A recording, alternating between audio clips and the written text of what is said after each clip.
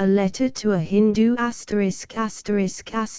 letter to a Hindu. The subjection of India, its cause and cure, with an introduction by M. K. Gandhi. Leo Tolstoy. Contents: Introduction. A letter to a Hindu. I234v67. Introduction. The letter printed below is a translation of Tolstoy's letter written in Russian in reply to one from the editor of Free Hindustan. After having passed from hand to hand, this letter at last came into my possession through a friend who asked me, as one much interested in Tolstoy's writings, whether I thought it worth publishing. I at once replied in the affirmative, and told him I should translate it myself into Gujarati and induce others to translate and publish it in various Indian vernaculars. The letter as received by me was a typewritten copy. It was therefore referred to the author, who confirmed it as his and kindly granted me permission to print it. To me, as a humble follower of that great teacher whom I have long looked upon as one of my guides, it is a matter of honor to be connected with the publication of his letter, such especially as the one which is now being given to the world. It is a mere statement of fact to say that every Indian, whether he owns up to it or not, has national aspirations. But there are as many opinions as there are Indian nationalists as to the exact meaning of that aspiration, and more especially as to the methods to be used to attain the end. One of the accepted and time-honored methods to attain the end is that of violence. The assassination of Sir Curzon Wyllie was an illustration of that method in its worst and most detestable form. Tolstoy's life has been devoted to replacing the method of violence for removing tyranny or securing reform by the method of non-resistance to evil. He would meet hatred expressed in violence by love expressed in self-suffering. He admits of no exception to whittle down this great and divine law of love. He applies it to all the problems that trouble mankind.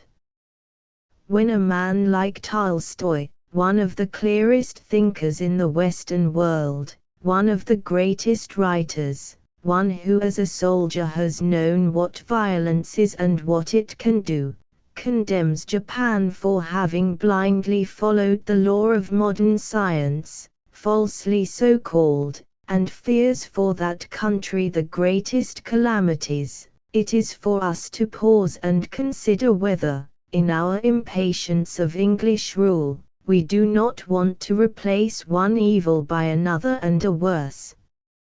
India, which is the nursery of the great faiths of the world, will cease to be nationalist India, whatever else she may become, when she goes through the process of civilization in the shape of reproduction on that sacred soil of gun factories and the hateful industrialism which has reduced the people of Europe to a state of slavery, and all but stifled among them the best instincts which are the heritage of the human family.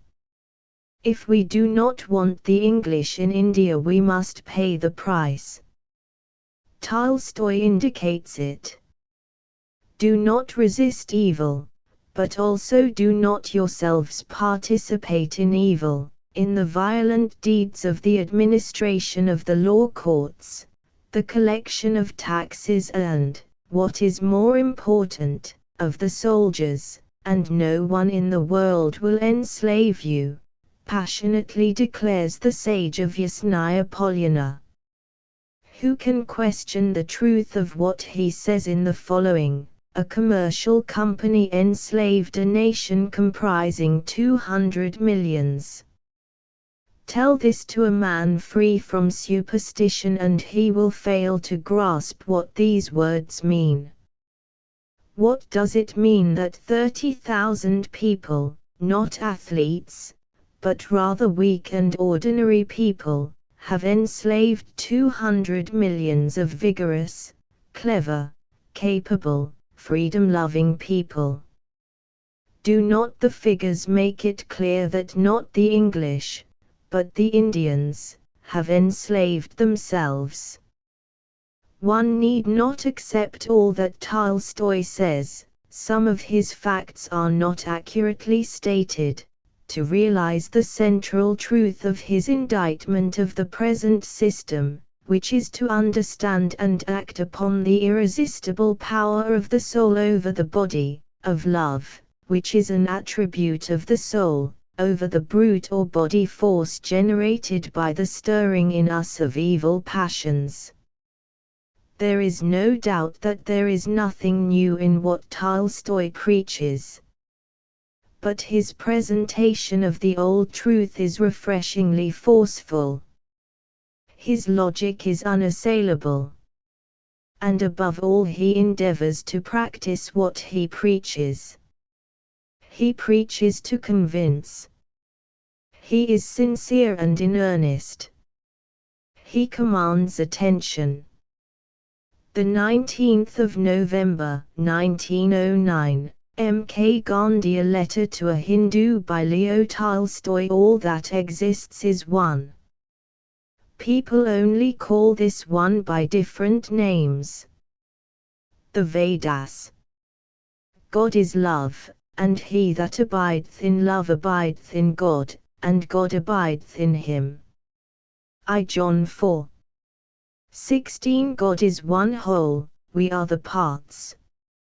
Exposition of the teaching of the Vedas by Vivekananda.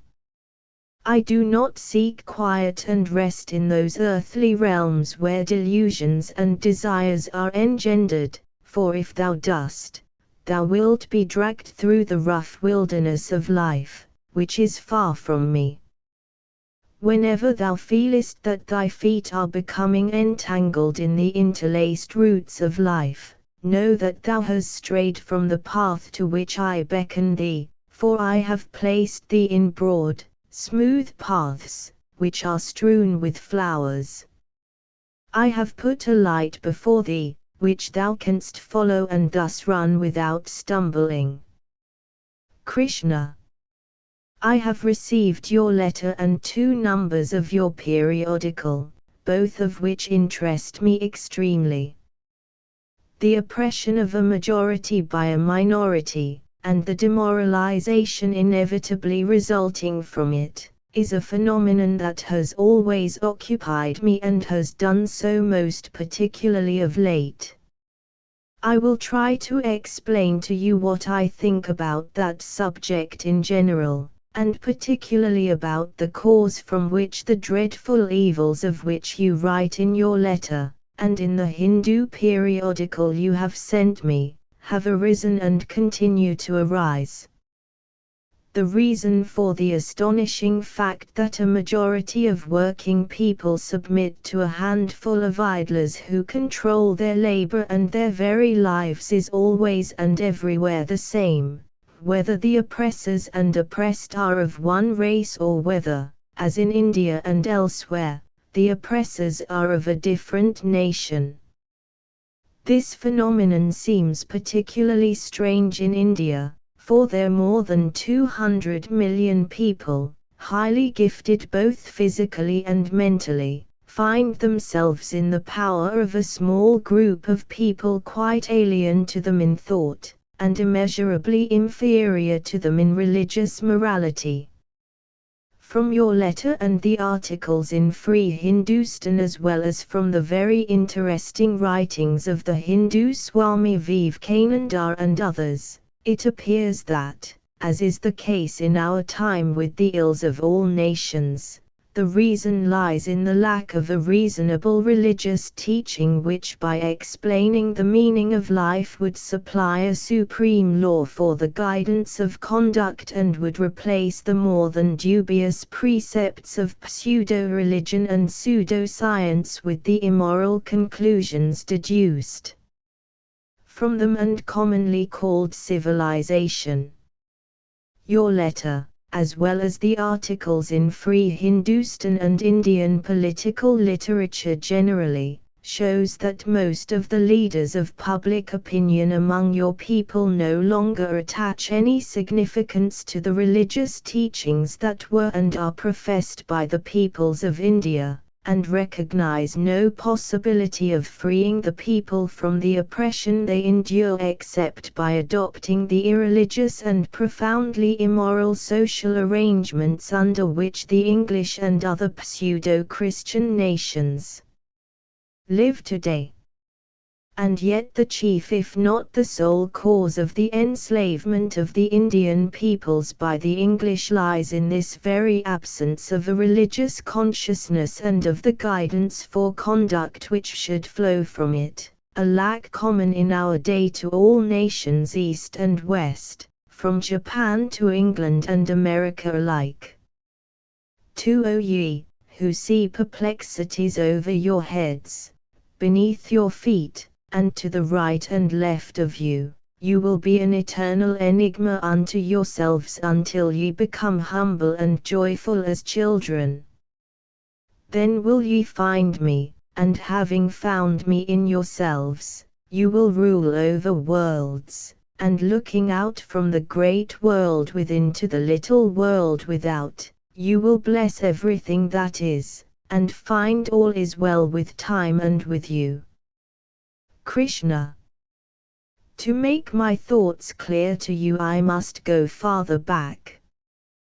We do not, cannot, and I venture to say need not, know how men lived millions of years ago or even 10,000 years ago, but we do know positively that, as far back as we have any knowledge of mankind, it has always lived in special groups of families, tribes, and nations in which the majority, in the conviction that it must be so, submissively and willingly bowed to the rule of one or more persons, that is to a very small minority.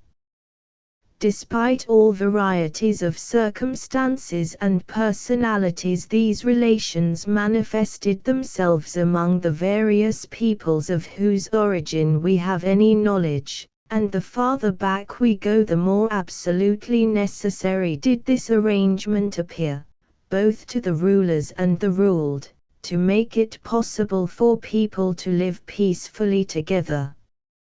So it was everywhere.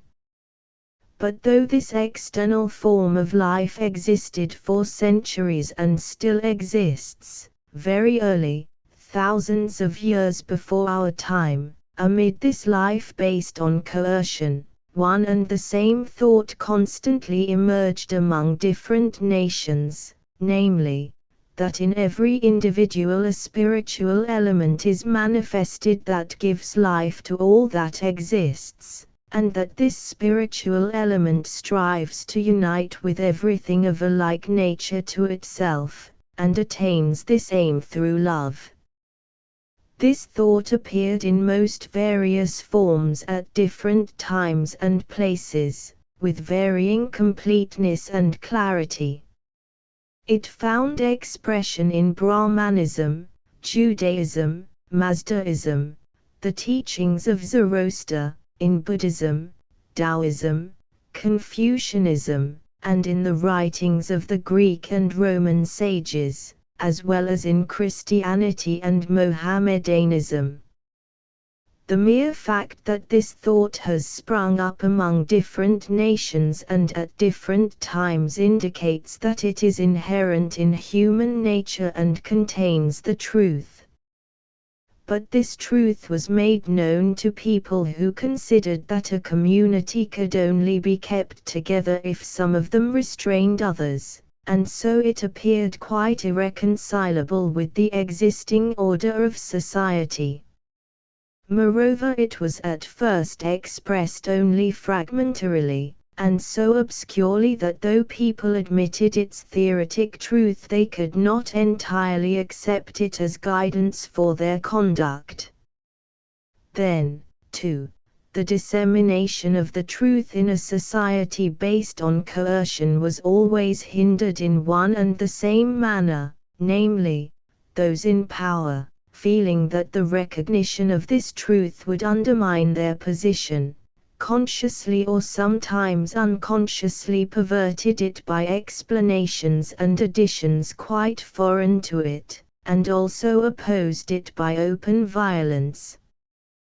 Thus the truth, that his life should be directed by the spiritual element which is its basis, which manifests itself as love, and which is so natural to man, this truth, in order to force a way to man's consciousness, had to struggle not merely against the obscurity with which it was expressed and the intentional and unintentional distortions surrounding it, but also against deliberate violence, which by means of persecutions and punishments sought to compel men to accept religious laws authorized by the rulers and conflicting with the truth.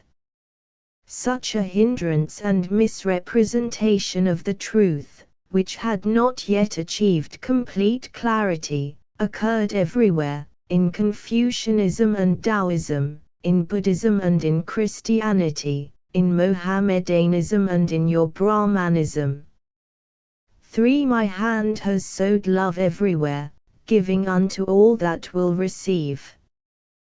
Blessings are offered unto all my children, but many times in their blindness they fail to see them. How few there are who gather the gifts which lie in profusion at their feet, how many there are, who, in wilful waywardness, turn their eyes away from them and complain with a wail that they have not that which I have given them. Many of them defiantly repudiate not only my gifts, but me also, me, the source of all blessings and the author of their being. Krishna. I tarry a while from the turmoil and strife of the world. I will beautify and quicken thy life with love and with joy, for the light of the soul is love. Where love is, there is contentment and peace, and where there is contentment and peace, there am I, also, in their midst. Krishna. The aim of the sinless one consists in acting without causing sorrow to others, although he could attain to great power by ignoring their feelings. The aim of the sinless one lies in not doing evil unto those who have done evil unto him. If a man causes suffering even to those who hate him without any reason, he will ultimately have grief not to be overcome. The punishment of evildoers consists in making them feel ashamed of themselves by doing them a great kindness. Of what use is superior knowledge in the one, if he does not endeavor to relieve his neighbor's want as much as his own? If, in the morning, a man wishes to do evil unto another, in the evening the evil will return to him. The Hindu Kural. Thus it went on everywhere. The recognition that love represents the highest morality was nowhere denied or contradicted, but this truth was so interwoven everywhere with all kinds of falsehoods which distorted it, that finally nothing of it remained but words. It was taught that this highest morality was only applicable to private life, for home use, as it were, but that in public life all forms of violence, such as imprisonment, executions, and wars, might be used for the protection of the majority against a minority of evildoers, though such means were diametrically opposed to any vestige of love. And though common sense indicated that if some men claim to decide who is to be subjected to violence of all kinds for the benefit of others, these men to whom violence is applied may, in turn, arrive at a similar conclusion with regard to those who have employed violence to them, and though the great religious teachers of Brahmanism, Buddhism, and above all of Christianity, foreseeing such a perversion of the law of love, have constantly drawn attention to the one invariable condition of love, namely, the enduring of injuries, insults, and violence of all kinds without resisting evil by evil. People continued, regardless of all that leads man forward, to try to unite the incompatibles, the virtue of love, and what is opposed to love, namely, the restraining of evil by violence. And such a teaching, despite its inner contradiction, was so firmly established that the very people who recognize love as a virtue accept as lawful at the same time an order of life based on violence and allowing men not merely to torture but even to kill one another. For a long time people lived in this obvious contradiction without noticing it. But a time arrived when this contradiction became more and more evident to thinkers of various nations. And the old and simple truth that it is natural for men to help and to love one another, but not to torture and to kill one another, became ever clearer, so that fewer and fewer people were able to believe the sophistries by which the distortion of the truth had been made so plausible. In former times the chief method of justifying the use of violence and thereby infringing the law of love was by claiming a divine right for the rulers, the Tsars, Sultans, Rajas, Shahs, and other heads of states. But the longer humanity lived, the weaker grew the belief in this peculiar, God-given right of the ruler. That belief withered in the same way and almost simultaneously in the Christian and the Brahmin world, as well as in Buddhist and Confucian spheres, and in recent times it has so faded away as to prevail no longer against man's reasonable understanding and the true religious feeling. People saw more and more clearly, and now the majority see quite clearly, the senselessness and immorality of subordinating their wills to those of other people just like themselves, when they are bidden to do what is contrary not only to their interests but also to their moral sense. And so one might suppose that having lost confidence in any religious authority for a belief in the divinity of potentates of various kinds, people would try to free themselves from subjection to it. But unfortunately not only were the rulers, who were considered supernatural beings, benefited by having the peoples in subjection, but as a result of the belief in, and during the rule of, these pseudo-divine beings, ever larger and larger circles of people grouped and established themselves around them, and under an appearance of governing took advantage of the people. And when the old deception of a supernatural and God-appointed authority had dwindled away, these men were only concerned to devise a new one which, like its predecessor, should make it possible to hold the people in bondage to a limited number of rulers. For children, do you want to know by what your hearts should be guided? Throw aside your longings and strivings after that which is null and void. Get rid of your erroneous thoughts about happiness and wisdom, and your empty and insincere desires. Dispense with these and you will know love. Krishna. Be not the destroyers of yourselves. Arise to your true being, and then you will have nothing to fear. Krishna. New justifications have now appeared in place of the antiquated, obsolete, religious ones. These new justifications are just as inadequate as the old ones, but as they are new their futility cannot immediately be recognized by the majority of men. Besides this, those who enjoy power propagate these new sophistries and support them so skillfully that they seem irrefutable even to many of those who suffer from the oppression these theories seek to justify. These new justifications are termed scientific. But by the term scientific is understood just what was formerly understood by the term religious. Just as formerly everything called religious was held to be unquestionable simply because it was called religious, so now all that is called scientific is held to be unquestionable.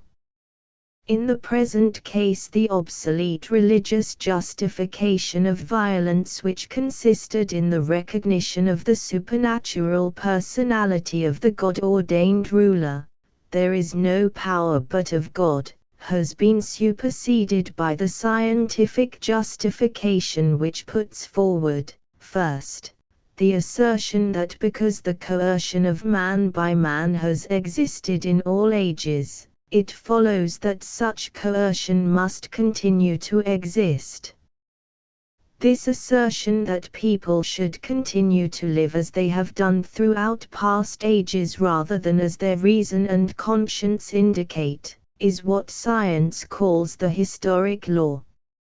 A further scientific justification lies in the statement that as among plants and wild beasts there is a constant struggle for existence which always results in the survival of the fittest, a similar struggle should be carried on among human beings, that is, who are gifted with intelligence and love, faculties lacking in the creatures subject to the struggle for existence and survival of the fittest. Such is the second scientific justification.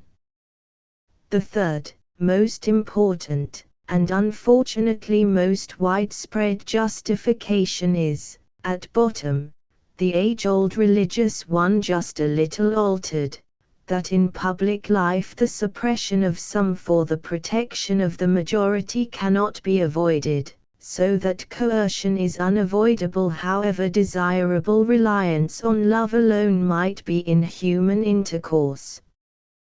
The only difference in this justification by pseudoscience consists in the fact that, to the question why such and such people and not others have the right to decide against whom violence may and must be used, pseudoscience now gives a different reply to that given by religion, which declared that the right to decide was valid because it was pronounced by persons possessed of divine power. Science says that these decisions represent the will of the people, which under a constitutional form of government is supposed to find expression in all the decisions and actions of those who are at the helm at the moment. Such are the scientific justifications of the principle of coercion.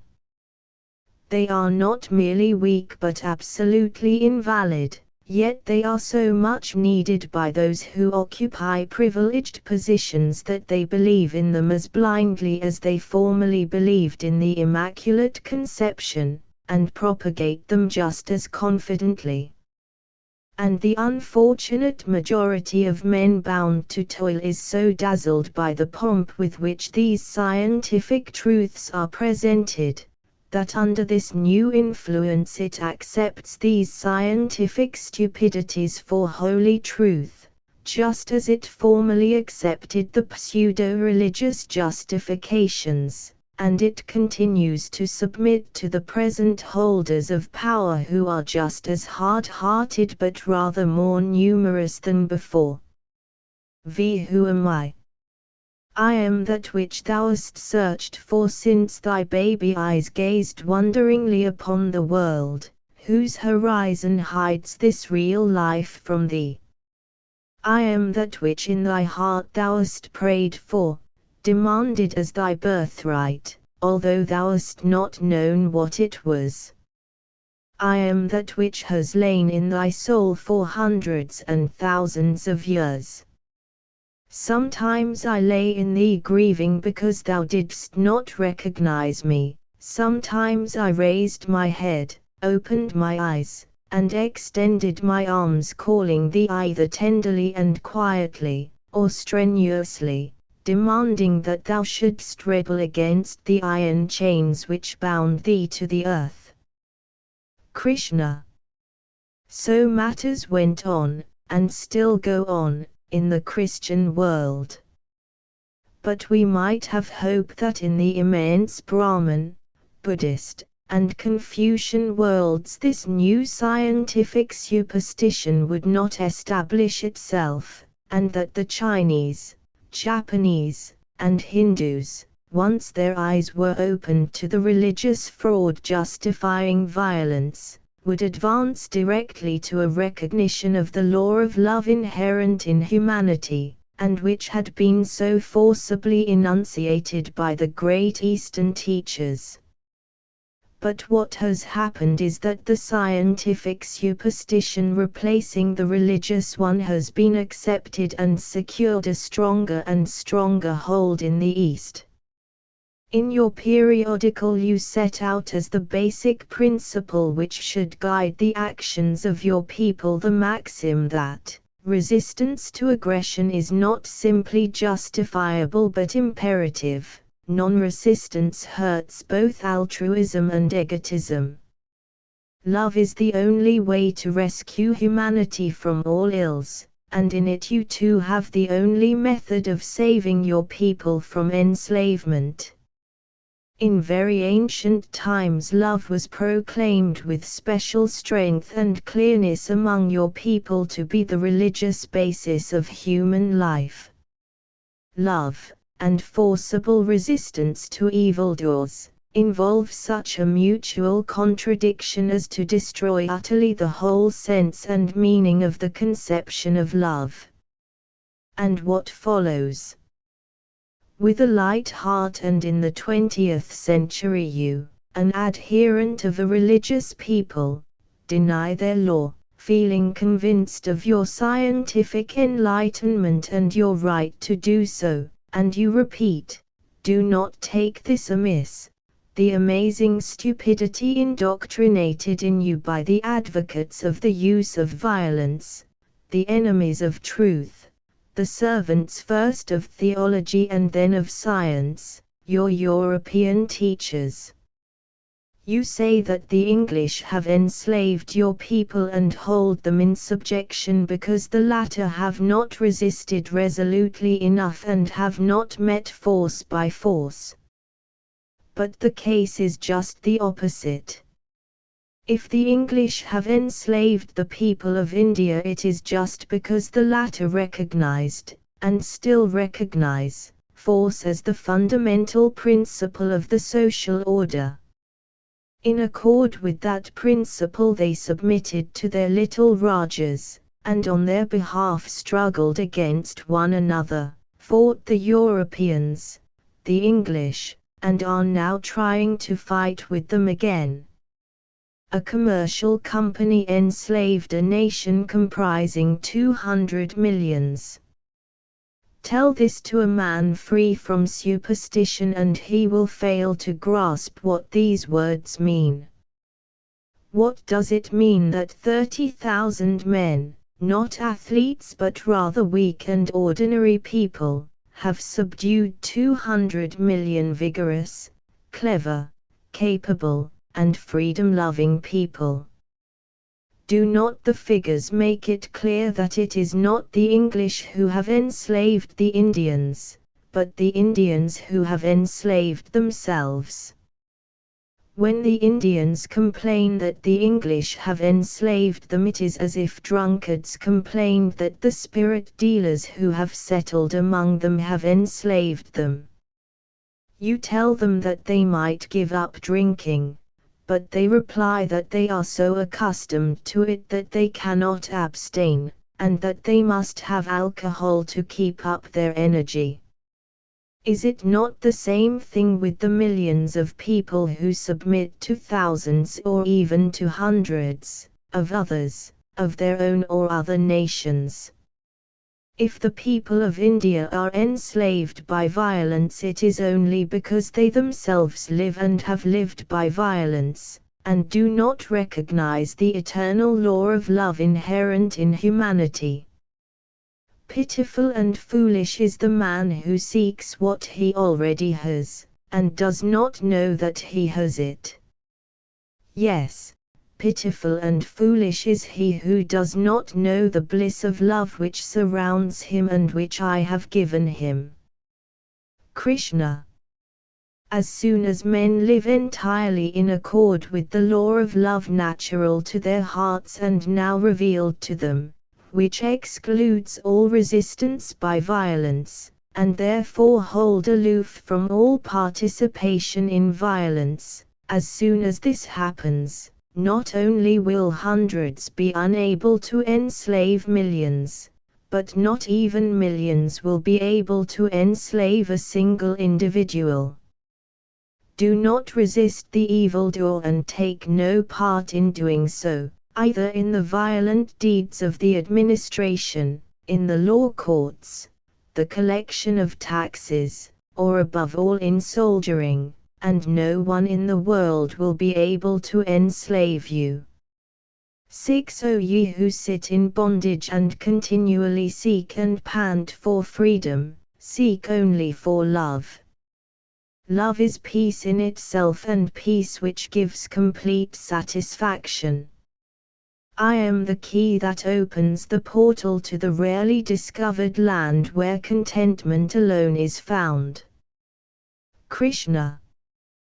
What is now happening to the people of the East as of the West is like what happens to every individual when he passes from childhood to adolescence and from youth to manhood. He loses what had hitherto guided his life and lives without direction, not having found a new standard suitable to his age, and so he invents all sorts of occupations, cares, distractions, and stupefactions to divert his attention from the misery and senselessness of his life. Such a condition may last a long time.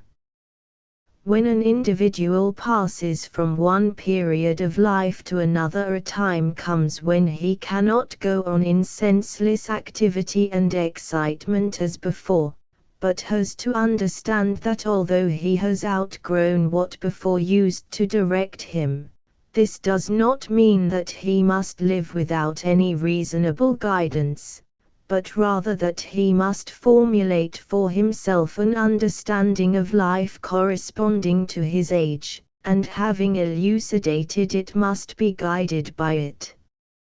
And in the same way a similar time must come in the growth and development of humanity. I believe that such a time has now arrived, not in the sense that it has come in the year 1908. But that the inherent contradiction of human life has now reached an extreme degree of tension. On the one side there is the consciousness of the beneficence of the law of love, and on the other the existing order of life which has for centuries occasioned an empty, anxious, restless, and troubled mode of life, conflicting as it does with the law of love and built on the use of violence. This contradiction must be faced, and the solution will evidently not be favorable to the outlived law of violence, but to the truth which has dwelt in the hearts of men from remote antiquity, the truth that the law of love is in accord with the nature of man. But men can only recognize this truth to its full extent when they have completely freed themselves from all religious and scientific superstitions and from all the consequent misrepresentations and sophistical distortions by which its recognition has been hindered for centuries. To save a sinking ship it is necessary to throw overboard the ballast, which though it may once have been needed would now cause the ship to sink. And so it is with the scientific superstition which hides the truth of their welfare from mankind. In order that men should embrace the truth, not in the vague way they did in childhood, nor in the one-sided and perverted way presented to them by their religious and scientific teachers, but embrace it as their highest law, the complete liberation of this truth from all and every superstition, both pseudo-religious and pseudo-scientific, by which it is still obscured, is essential, not a partial, timid attempt, reckoning with traditions sanctified by age and with the habits of the people, not such as was effected in the religious sphere by Guru Nanak, the founder of the sect of the Sikhs, and in the Christian world by Luther, and by similar reformers in other religions, but a fundamental cleansing of religious consciousness from all ancient religious and modern scientific superstitions.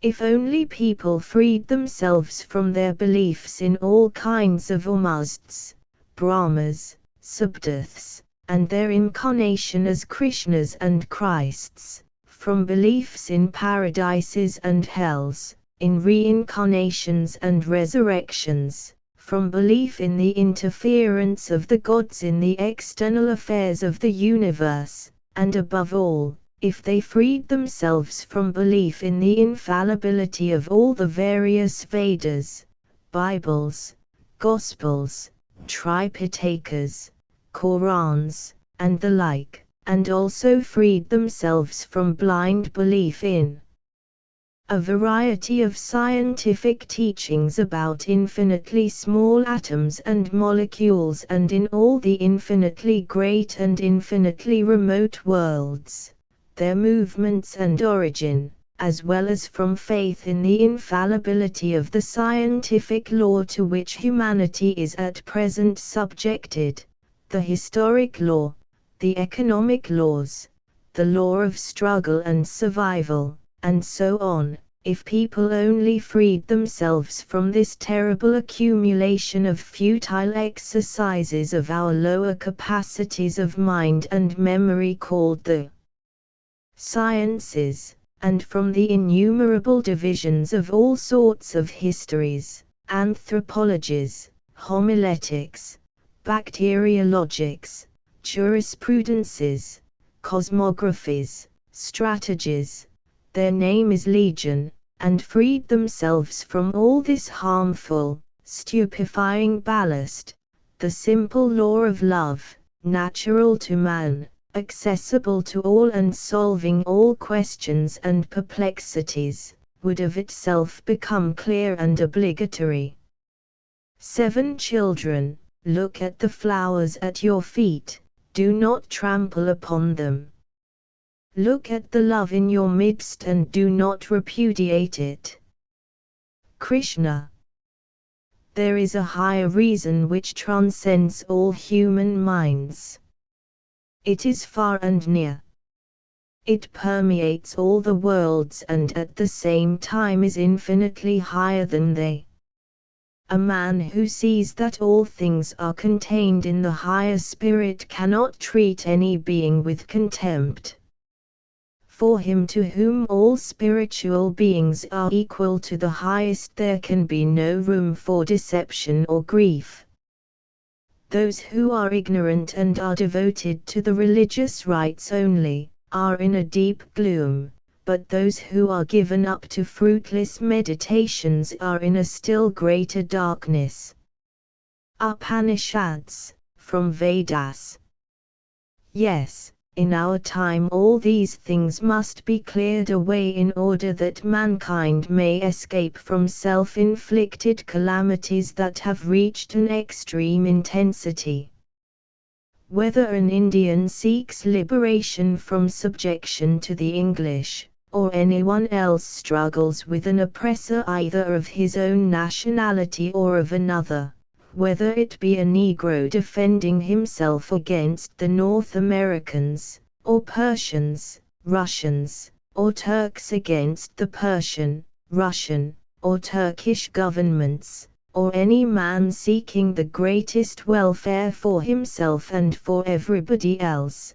They do not need explanations and justifications of old religious superstitions such as have been formulated by your Vive Canon Das, Barber Baratis, and others, or in the Christian world by a number of similar interpreters and exponents of things that nobody needs, nor the innumerable scientific theories about matters not only unnecessary but for the most part harmful. In the spiritual realm nothing is indifferent, what is not useful is harmful.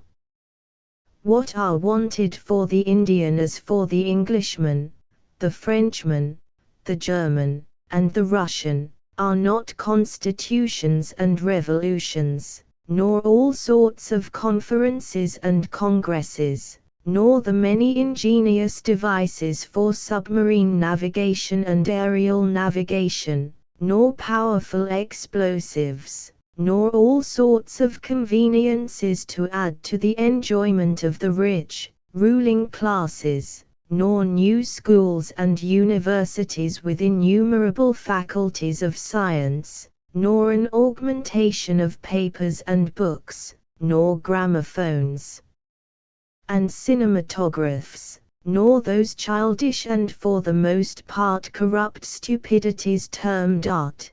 But one thing only is needful, the knowledge of the simple and clear truth which finds place in every soul that is not stupefied by religious and scientific superstitions, the truth that for our life one law is valid, the law of love, which brings the highest happiness to every individual as well as to all mankind. Free your minds from those overgrown, mountainous imbecilities which hinder your recognition of it, and at once the truth will emerge from amid the pseudo-religious nonsense that has been smothering it, the indubitable, eternal truth inherent in man, which is one and the same in all the great religions of the world. It will in due time emerge and make its way to general recognition, and the nonsense that has obscured it will disappear of itself, and with it will go the evil from which humanity now suffers. Children, look upwards with your beclouded eyes, and a world full of joy and love will disclose itself to you, a rational world made by my wisdom, the only real world. Then you will know what love has done with you, what love has bestowed upon you, what love demands from you. Krishna. Yasnaya Polyana. The 14th of December, 1908. ****** End of the Project Gutenberg ebook. A letter to a Hindu. ***** Updated editions will replace the previous one, the old editions will be renamed. Creating the works from print editions not protected by U.S. copyright law means that no one owns a United States copyright in these works. So the Foundation, and you, can copy and distribute it in the United States without permission and without paying copyright royalties. Special rules, set forth in the general terms of use part of this license, apply to copying and distributing Project Gutenberg trademark symbol electronic works to protect the Project Gutenberg trademark symbol concept and trademark. Project Gutenberg is a registered trademark, and may not be used if you charge for an ebook, except by following the terms of the trademark license, including paying royalties for use of the Project Gutenberg trademark. If you do not charge anything for copies of this ebook, complying with the trademark license is very easy. You may use this ebook for nearly any purpose, such as creation of derivative works, reports, performances and research. Project Gutenberg ebooks may be modified and printed and given away. You may do practically anything in the United States with ebooks not protected by U.S. copyright law. Redistribution is subject to the trademark license, especially commercial redistribution. Start. Full license. The full Project Gutenberg license. Please read this before you distribute or use this work to protect the Project Gutenberg trademark symbol mission of promoting the free distribution of electronic works.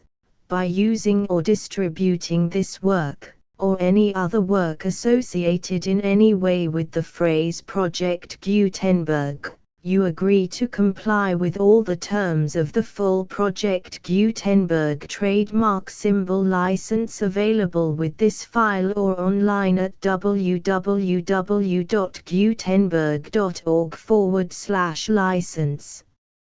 Section 1. General Terms of Use and Redistributing Project Gutenberg Trademark Symbol Electronic Works 1.0. By reading or using any part of this Project Gutenberg trademark symbol electronic work, you indicate that you have read, understand, agree to and accept all the terms of this license and intellectual property, trademark/copyright, agreement. If you do not agree to abide by all the terms of this agreement, you must cease using and return or destroy all copies of Project Gutenberg trademark symbol electronic works in your possession. If you paid a fee for obtaining a copy of or access to a Project Gutenberg trademark symbol electronic work and you do not agree to be bound by the terms of this agreement, you may obtain a refund from the person or entity to whom you paid the fee as set forth in paragraph 1.e.8. 1.b Project Gutenberg is a registered trademark. It may only be used on or associated in any way with an electronic work by people who agree to be bound by the terms of this agreement.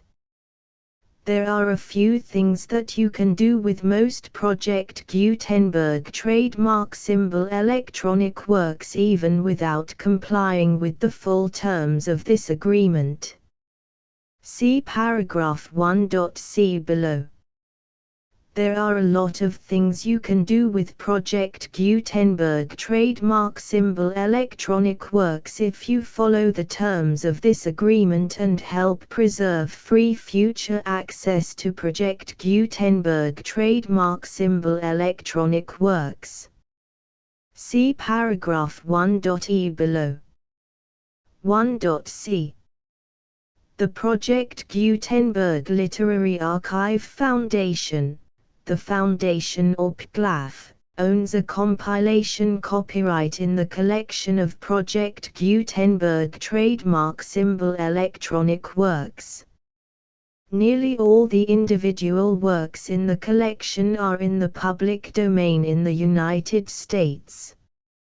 If an individual work is unprotected by copyright law in the United States and you are located in the United States, we do not claim a right to prevent you from copying, distributing, performing, displaying or creating derivative works based on the work as long as all references to Project Gutenberg are removed.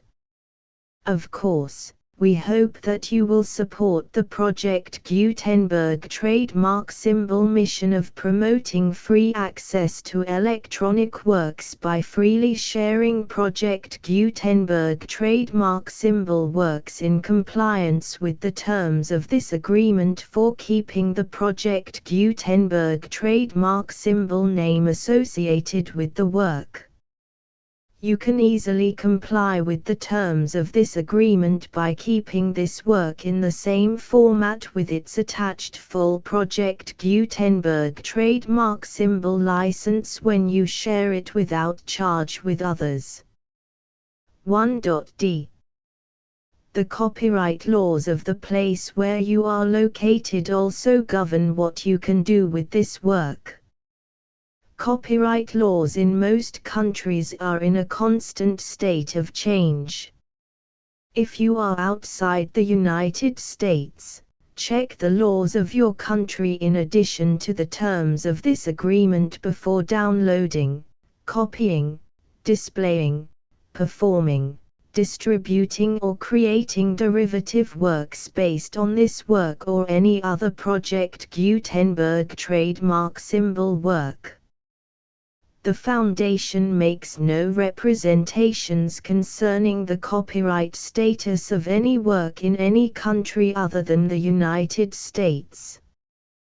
1.e. Unless you have removed all references to Project Gutenberg, 1.e.1. The following sentence, with active links to, or other immediate access to, the full Project Gutenberg trademark symbol license must appear prominently whenever any copy of a Project Gutenberg trademark symbol work, any work on which the phrase Project Gutenberg appears, or with which the phrase Project Gutenberg is associated, is accessed, displayed, performed, viewed, copied or distributed. This ebook is for the use of anyone anywhere in the United States and most other parts of the world at no cost and with almost no restrictions whatsoever. You may copy it, give it away or reuse it under the terms of the Project Gutenberg license included with this ebook or online at www.gutenberg.org. If you are not located in the United States, you will have to check the laws of the country where you are located before using this ebook. 1.e.2. If an individual Project Gutenberg trademark symbol electronic work is derived from texts not protected by U.S. copyright law, does not contain a notice indicating that it is posted with permission of the copyright holder, the work can be copied and distributed to anyone in the United States without paying any fees or charges. If you are redistributing or providing access to a work with the phrase Project Gutenberg associated with or appearing on the work, you must comply either with the requirements of paragraphs 1.e.1 through 1.e.7 or obtain permission for the use of the work and the Project Gutenberg trademark symbol trademark as set forth in paragraphs 1.e.8 or 1.e.9. 1.e.3. If an individual Project Gutenberg trademark symbol electronic work is posted with the permission of the copyright holder, your use and distribution must comply with both paragraphs 1.e.1 through 1.e.7 and any additional terms imposed by the copyright holder. Additional terms will be linked to the Project Gutenberg trademark symbol license for all works posted with the permission of the copyright holder found at the beginning of this work. 1.e.4.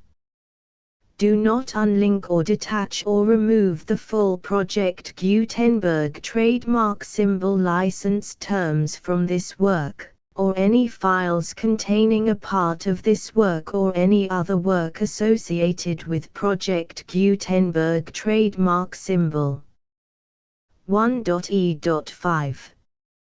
Do not copy, display, perform, distribute or redistribute this electronic work, or any part of this electronic work, without prominently displaying the sentence set forth in paragraph 1.e.1 with active links or immediate access to the full terms of the Project Gutenberg trademark symbol license.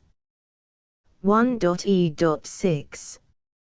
You may convert to and distribute this work in any binary, compressed, marked up, non-proprietary or proprietary form, including any word processing or hypertext form.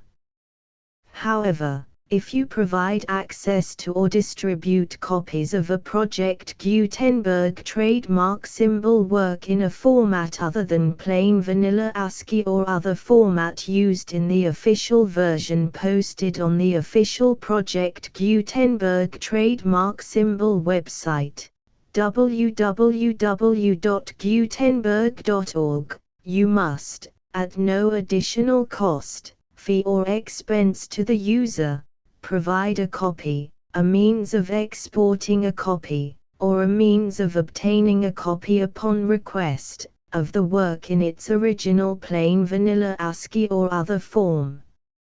Any alternate format must include the full Project Gutenberg trademark symbol license as specified in paragraph 1.e.1. 1.e.7. Do not charge a fee for access to, viewing, displaying, performing, copying or distributing any Project Gutenberg trademark symbol works unless you comply with paragraph 1.e.8 or 1.e.9. 1.e.8. You may charge a reasonable fee for copies of or providing access to or distributing Project Gutenberg trademark symbol electronic works provided that you pay a royalty fee of 20% of the gross profits you derive from the use of Project Gutenberg trademark symbol works calculated using the method you already use to calculate your applicable taxes. The fee is owed to the owner of the Project Gutenberg trademark symbol trademark, but he has agreed to donate royalties under this paragraph to the Project Gutenberg Literary Archive Foundation. Royalty payments must be paid within 60 days following each date on which you prepare, or are legally required to prepare, your periodic tax returns. Royalty payments should be clearly marked as such and sent to the Project Gutenberg Literary Archive Foundation at the address specified in Section 4, Information about donations to the Project Gutenberg Literary Archive Foundation. You provide a full refund of any money paid by a user who notifies you in writing, or by email, within 30 days of receipt that he does not agree to the terms of the full Project Gutenberg trademark symbol license. You must require such a user to return or destroy all copies of the works possessed in a physical medium and discontinue all use of and all access to other copies of Project Gutenberg trademark symbol works. You provide, in accordance with paragraph 1.f.3, a full refund of any money paid for a work or a replacement copy, if a defect in the electronic work is discovered and reported to you within 90 days of receipt of the work. You comply with all other terms of this agreement for free distribution of Project Gutenberg trademark symbol works. 1.e.9. If you wish to charge a fee or distribute a Project Gutenberg trademark symbol electronic work or group of works on different terms than are set forth in this agreement, you must obtain permission in writing from the Project Gutenberg Literary Archive Foundation, the manager of the Project Gutenberg trademark symbol trademark. Contact the Foundation as set forth in Section 3 below. 1.f1.f.1 Project Gutenberg volunteers and employees expend considerable effort to identify, do copyright research on, transcribe and proofread works not protected by U.S. copyright law in creating the Project Gutenberg trademark symbol collection.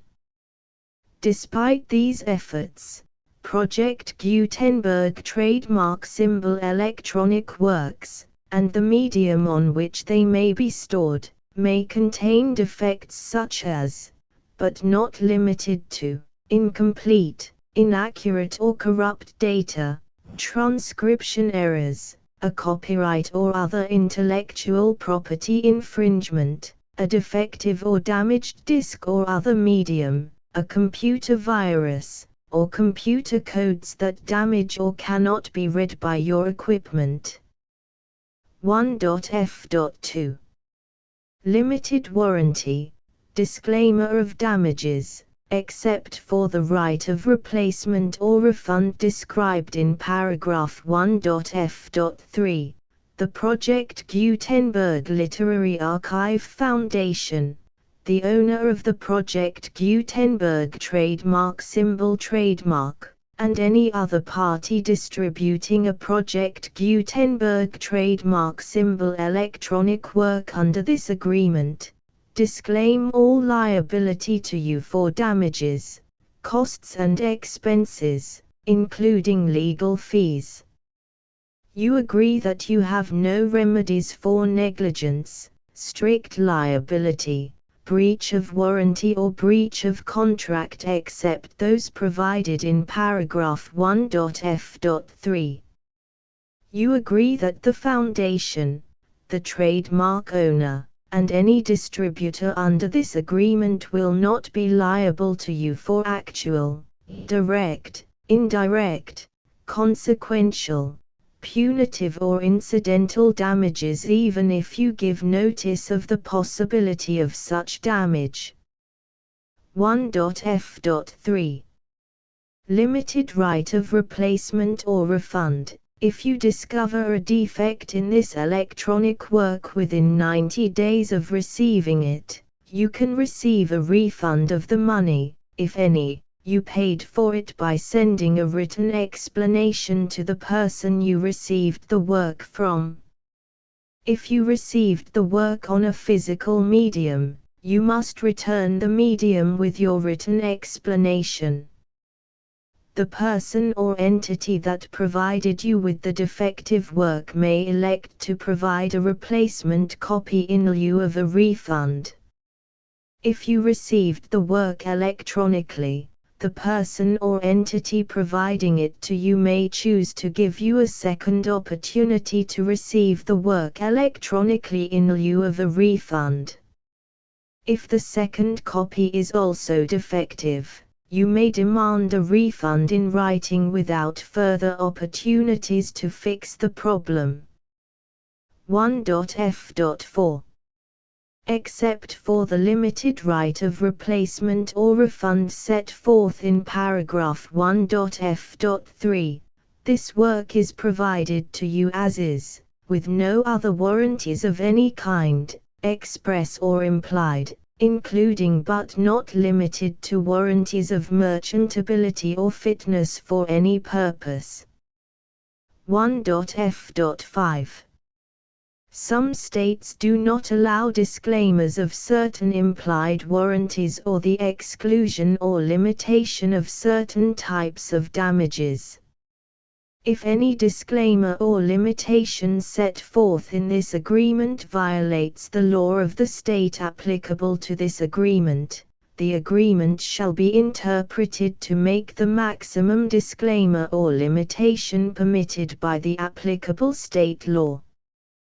The invalidity or unenforceability of any provision of this agreement shall not void the remaining provisions. 1.f.6 Indemnity. You agree to indemnify and hold the Foundation, the trademark owner, any agent or employee of the Foundation, anyone providing copies of Project Gutenberg trademark symbol electronic works in accordance with this agreement, and any volunteers associated with the production, promotion and distribution of Project Gutenberg trademark symbol electronic works, harmless from all liability, costs and expenses, including legal fees, that arise directly or indirectly from any of the following which you do or cause to occur. A. Distribution of this or any Project Gutenberg trademark symbol work. B. Alteration, modification, or additions or deletions to any Project Gutenberg trademark symbol work, and C. Any defect you cause. Section 2. Information about the mission of Project Gutenberg trademark symbol. Project Gutenberg trademark symbol is synonymous with the free distribution of electronic works in formats readable by the widest variety of computers, including obsolete, old, middle-aged and new computers. It exists because of the efforts of hundreds of volunteers and donations from people in all walks of life.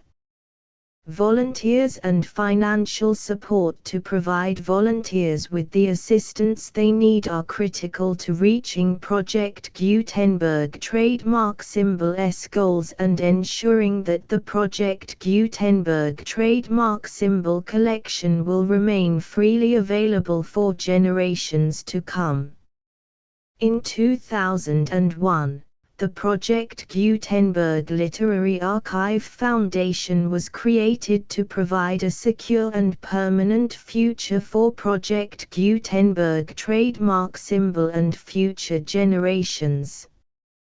To learn more about the Project Gutenberg Literary Archive Foundation and how your efforts and donations can help, see sections 3 and 4 and the Foundation information page at www.gutenberg.org. Section 3. Information about the Project Gutenberg Literary Archive Foundation. The Project Gutenberg Literary Archive Foundation is a non-profit 501(c)(3) educational corporation organized under the laws of the state of Mississippi and granted tax-exempt status by the Internal Revenue Service.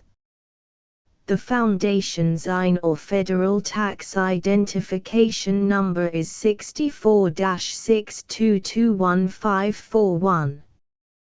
Contributions to the Project Gutenberg Literary Archive Foundation are tax-deductible to the full extent permitted by U.S. federal laws and your state's laws. The Foundation's business office is located at 809 North 1500 West, Salt Lake City, UT 84116, 801-596-1887.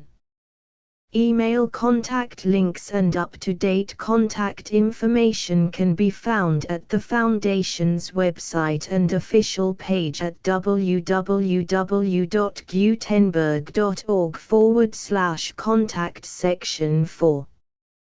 Information about donations to the Project Gutenberg Literary Archive Foundation. Project Gutenberg trademark symbol depends upon and cannot survive without widespread public support and donations to carry out its mission of increasing the number of public domain and licensed works that can be freely distributed in machine-readable form accessible by the widest array of equipment, including outdated equipment.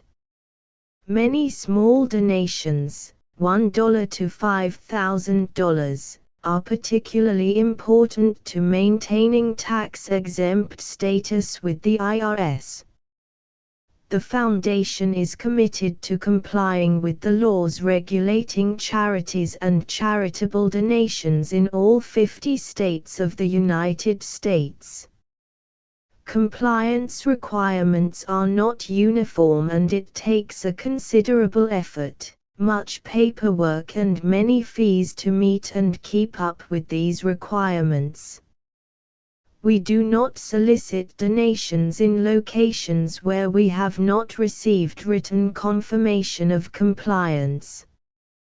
To send donations or determine the status of compliance for any particular state, visit www.gutenberg.org/donate.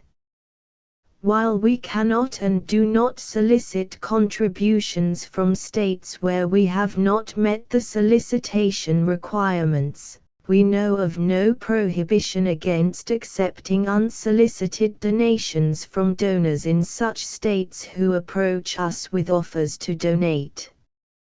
International donations are gratefully accepted, but we cannot make any statements concerning tax treatment of donations received from outside the United States.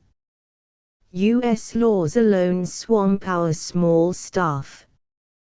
Please check the Project Gutenberg web pages for current donation methods and addresses. Donations are accepted in a number of other ways, including checks, online payments and credit card donations. To donate, please visit www.gutenberg.org/donate. Section 5. General information about Project Gutenberg trademark symbol Electronic Works. Professor Michael S. Hart was the originator of the Project Gutenberg trademark symbol concept of a library of electronic works that could be freely shared with anyone. For 40 years, he produced and distributed Project Gutenberg trademark symbol ebooks with only a loose network of volunteer support. Project Gutenberg trademark symbol ebooks are often created from several printed editions, all of which are confirmed as not protected by copyright in the US unless a copyright notice is included. Thus, we do not necessarily keep ebooks in compliance with any particular paper edition. Most people start at our website, which has the main PG search facility, www.gutenberg.org. This website includes information about Project Gutenberg trademark symbol, including how to make donations to the Project Gutenberg Literary Archive Foundation, how to help produce our new ebooks, and how to subscribe to our email newsletter to hear about new ebooks.